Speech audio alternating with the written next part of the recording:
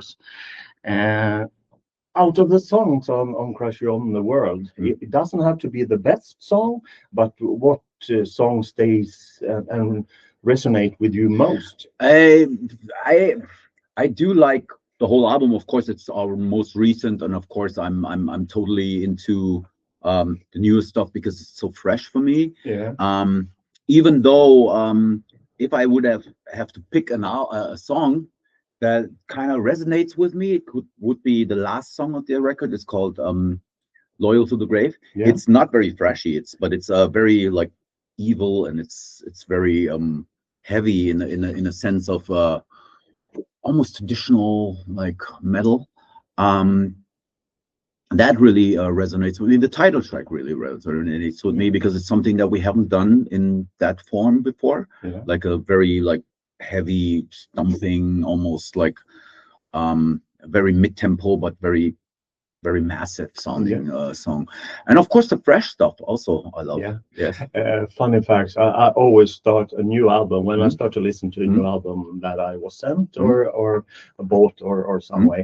I always start with song three, because if song three is brilliant, Okay. that means I will admire the song after Ah, and the nice. song four, Nice. because you always start with a song that resonates very much, the first, Mhm. and the upcoming, the second Mhm. song.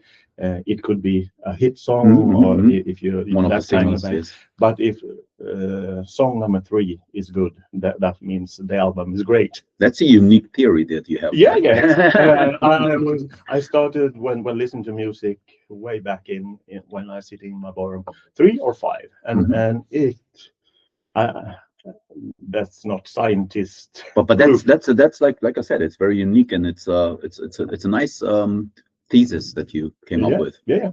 And the title "Crushers of the World." which is the third song on the record. Yeah, of course, the title song, and I think it's very different Yes. to other creators Yeah, songs. it's a But little bit it's a little bit of almost like a hymn, so to yeah, speak. yeah, It's very massive. We wanted to have a song, since we're playing bigger places now. We yeah. wanted to have a song that would work for sound check, like Ah, you yeah, yeah. know, and not that was not the intention to write the song. I think it's the lyrics talk about like empowerment, like Yeah, that you should be able to be how do I put this? To me, this whole like we've been listening to metal for many years, and the only constant that from my musical taste has always been metal. I love all kinds of music, but metal has always been my first love. yeah, yeah, And so in my world, this music should give you energy, yeah. empower you to maybe start your own band, do your own or just walk your own path, whatever that may be. And so the music should be the soundtrack. Like metal music in my world is always, and it's always been the soundtrack to my upbringing, to my in my youth and coming of age. And so there was always metal there. Yeah. And we tried to, I mean, we've been around forever. So we've done our first record was from '85, so it's been quite A long time. long time. But we always try to, every album we treat it like it would be our first. Yeah. You know what I mean? Doesn't always work because, of course, many years have passed. But it's the mindset. Yeah, yeah. It's the mindset, and we always try to make every album count and every song count and every lyric on all the lyrics and make it like as good as it can be. Yeah, I remember listening to you around 96, 97. Mhm. Almost every band, they turn a little bit smoother Mhm. than Mhm. the riff, and I can imagine that you are trying to do something new, Mhm. but as a musical nerd and a Mhm. musical dinosaur, Mhm. I really appreciate my metal like you have did on Crush of the World. Thank you. Thank you very much. I like the more treasure vibe, Mhm.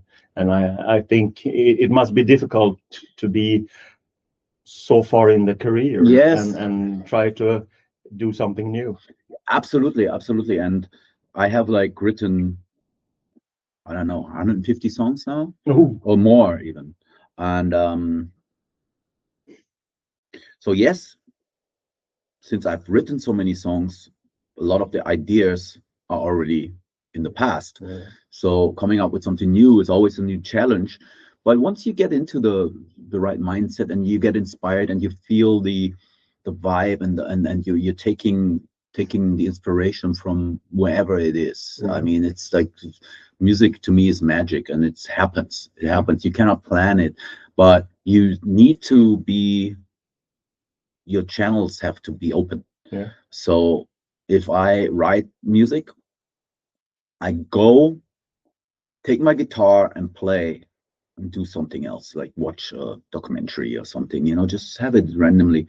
And sometimes you get a riff, and then from there on you go to write a piece of poetry or whatever, and then go from there. And it's never the same. There's no formula of writing songs, and so it's like you always have to keep an open mind once you go into this mindset of writing new music. And that's, to me, it's constant. I just finished this album, and I'm already writing new stuff. Okay. Yeah, but that's like, I mean, it's always been like these songs that you hear now have been in the making for 4 years. So there's always like the old songs. Yeah. And I think you have been so long in the business. How is it to working a long time with the songs, and now it's up to others to judge if it's good or if it's not good? See, the thing is,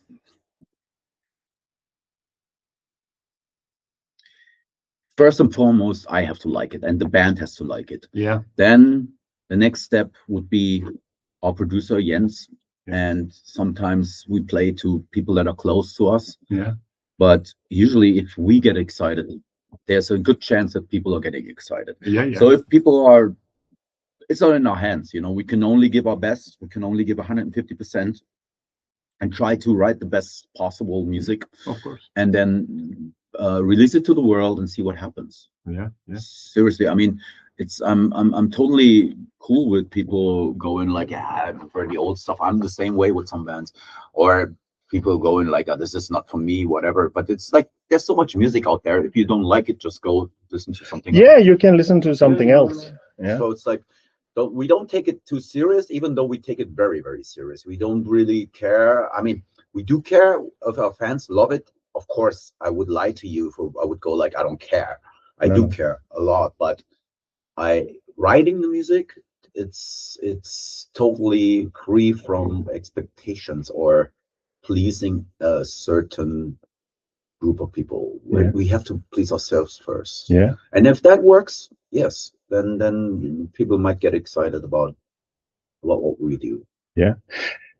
Can you say that your musical taste has changed? You told me that it's always metal, but have it changed? Like metal is a very constant. Like I said, it's like a rock between everything. I listen to all kinds of music. Yeah. Like I've always listened to all kinds of music. But of course, as a teenager, there was a time, let's say from 12 to 20, where I would listen to nothing but metal. And then before that, I was listening to all kinds of music, like kids music and disco music, whatever. And afterwards, or in between even, I discovered there's so much music out there. So I just love all kinds, It doesn't have to be a metal band, but if some other kind of style would do a cover of a Kreator song, what kind of music genre or a band would it be? We've done some covers in the past, and it's always like, to me, these only make sense if you put something if you do a cover and you make it your own song. And not all songs are made for this, and it's always like a big challenge, almost like a bigger challenge than writing your own song. Coming up with a cover that really touches people, because there's always the original. So being better or even like on the same quality level as the original, it's a huge challenge. I don't know if I would just cover anything, whatever. I mean, I love songs. I love good songs. I love good music. I could be a Beatles cover, could be anything. Really. Yeah. And if some other bands would create a Kreator cover. Oh yeah, go ahead. Whoever wants to. I'm totally open. I mean, of course, it wouldn't be so interesting if another thrash band would cover Kreator. No. I mean, maybe it would be, but I cannot see, like, maybe if some other band that it's not from the music or metal genre even would cover one of our songs. That would be interesting. Yeah, I don't know how it's for you, but I think it's more interesting if some other style of band creating and maybe break down the songs and rearrange it to something else. Yes.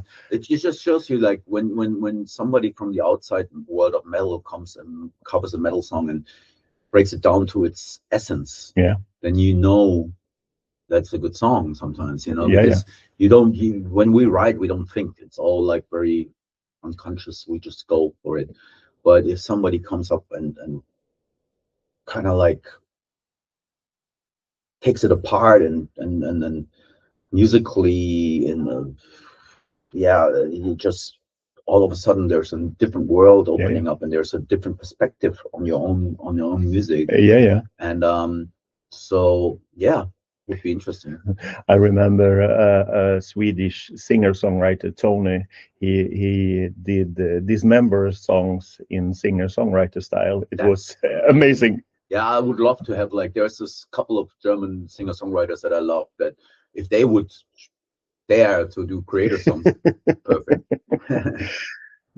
But tell me more about the writing process and the studio process with the upcoming. It's a way back in time, and no, not way back in time. It's a long time before the Crusher of the World are released. But tell me about the recording process and the studio process. Very focused. There was not much happening except for us recording the album, really. Okay. We would go to the supermarket. We would go record. There was a forest. We were in the beautiful town of Örebro. Amazing city. I love it. Very, very quiet, very calm, very like almost like in the middle of a forest, so to speak. You know, we had like I was walking into the forest every day. There was this nice little lake, and I love the city. This is my third album that I did. Was it Fascination Street? Fascination Street, yes. And so I'm always, every time I go there, it feels almost like coming home already. Yeah. And basically what we did while we were recording was just somebody was recording, for example, Bento was recording the drums. Yeah. We would arrange the solos, or Sami would do his solos. Me and Fred, we would work on some arrangements, you know. So it's been a very, very, very powerful creative process where everybody got involved. The band, our producer. So it's been a long like ride, but I'm happy with the way it came out. Yeah. Has it always be like that the other members are included? They're always included. They're always included. Sometimes more and sometimes less, but on this album more. I mean, of course, I bring the demos. Yeah. And they are the arrangements are 90% there, but sometimes you're too involved, and sometimes you listen to something or you come up with something that you think is this is genius, and then you play to the other guys. They're like, nah. There's been 2 songs on the record that didn't make it. Okay. And that wasn't my decision, but it's for the better. Yeah. And that what happens if not all the band like or the producer, songs or the producer. So but if somebody in the band doesn't, I mean, it's always like that. I mean, you present 12 songs and you can't like everything the same, every song the same way. No, you always have favorites. You always have like least favorites. So it's a natural process, Yeah. and it's just human to just prefer certain songs to others. But overall, I'm happy with the songs that we picked. Yeah. Mm.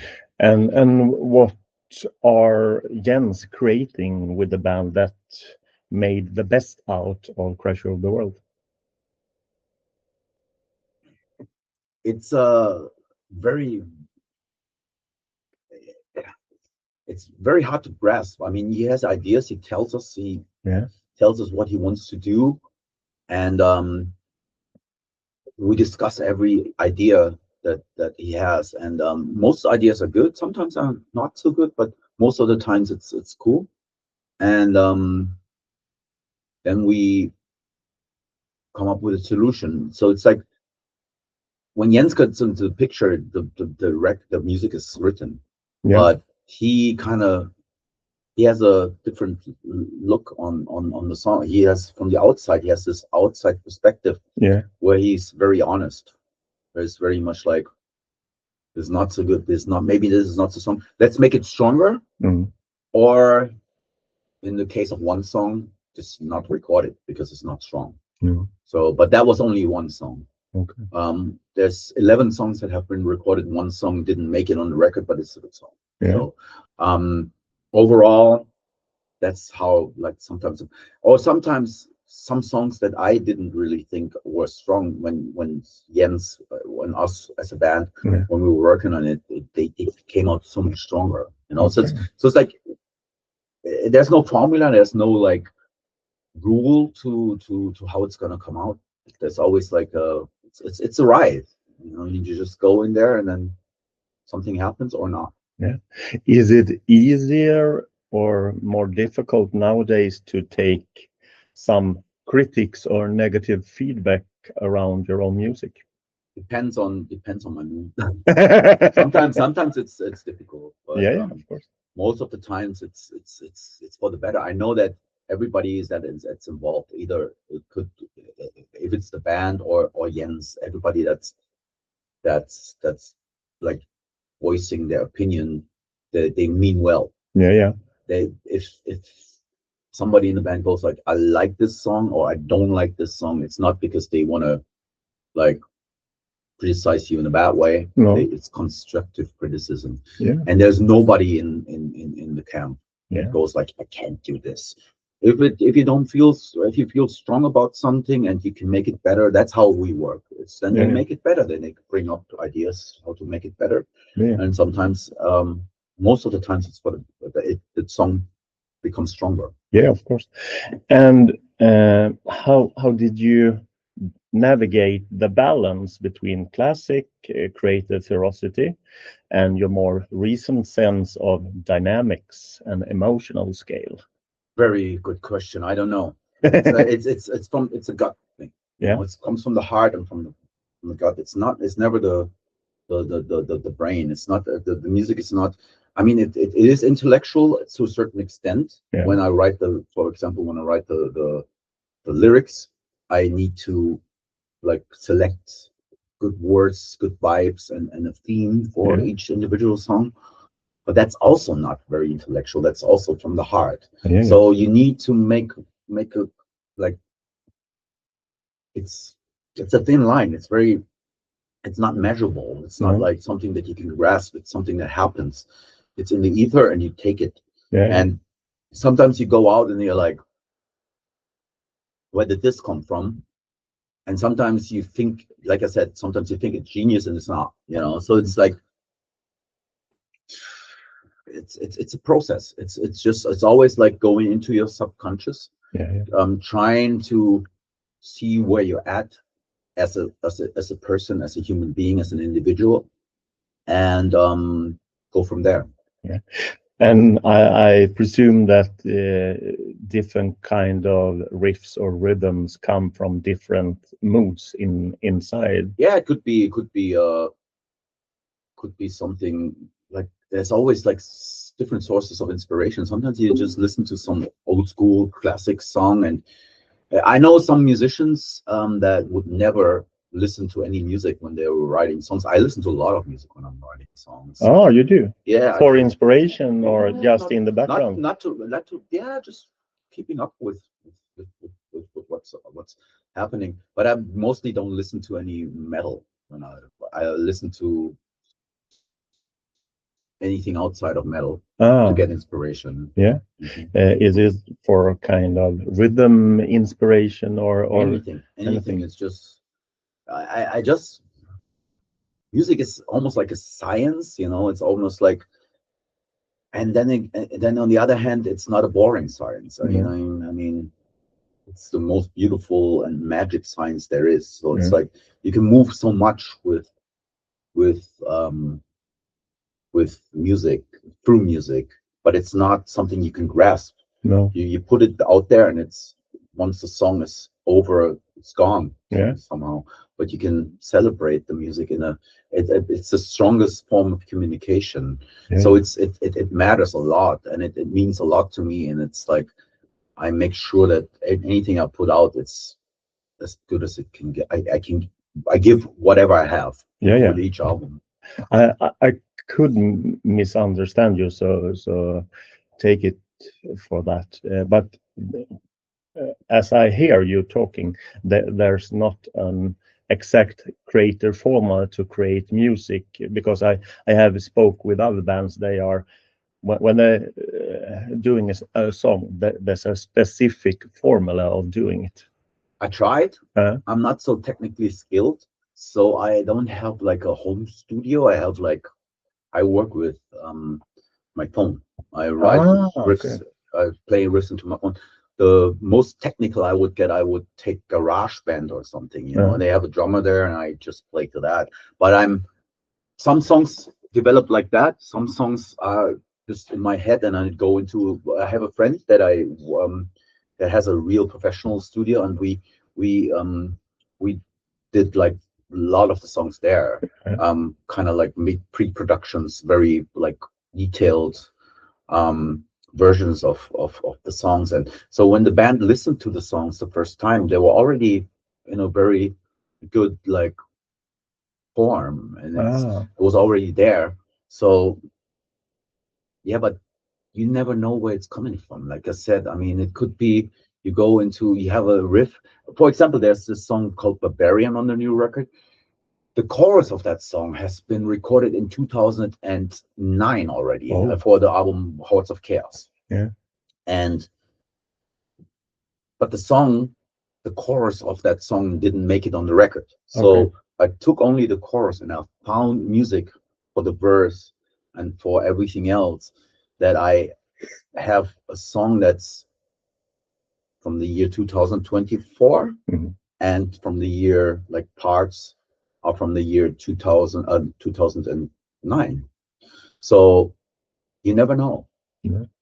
And especially since you come up with something and it keeps it with you, then you need to put it out at some point. It can be 10 years later, or 15. How do you remember? You must have thousands of guitar riffs in your phone. How do you remember? Oh, I did this in 2009. If it's good, then it's good. Then it sticks with you. Then I'm a very, how do I put this? When I pick up the guitar, it's always for riffs. To me, it's a tool to have the guitar.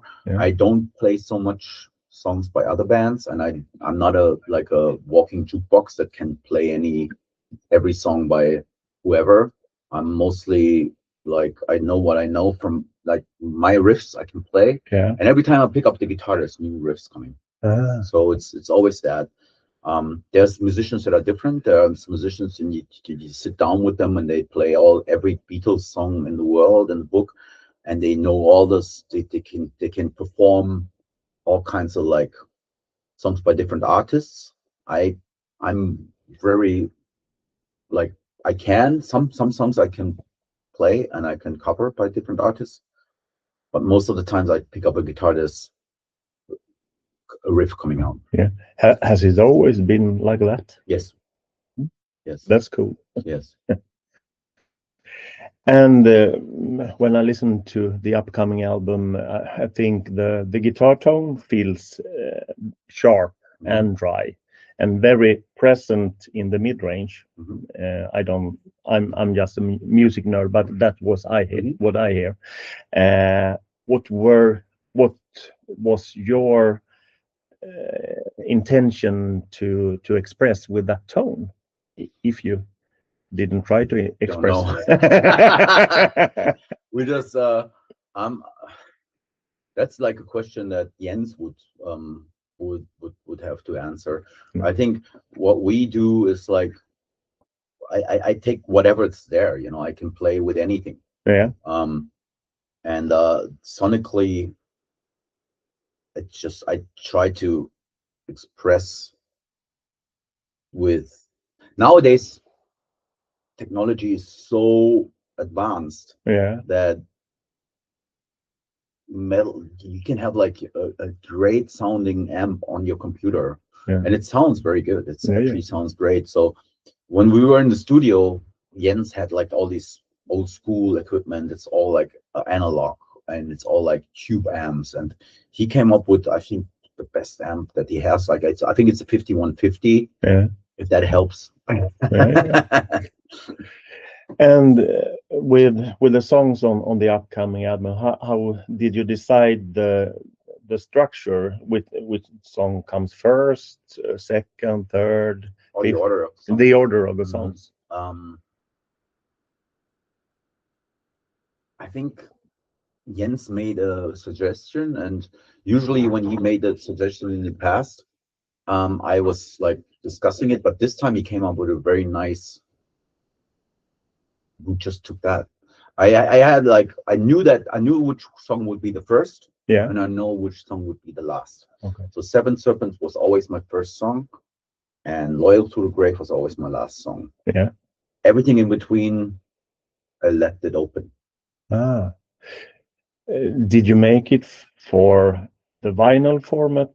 Or? Yes, we wanted to have like a vinyl that's one record, not Yeah. a double record. Yeah. Yes, Okay. that's why we had like kept it under 50 minutes, I think. Yeah.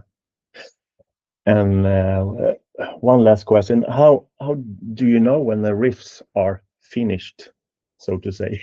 It's also a good question. I don't know. Sometimes it's not finished, but sometimes you just feel it. It's something that you feel inside of you, and you come up with this cool riff, and then I think my favorite riff on that record is on the song Psychotic Imperator, the thrash metal riff. Yeah. That's my favorite riff on the record. I couldn't tell you why.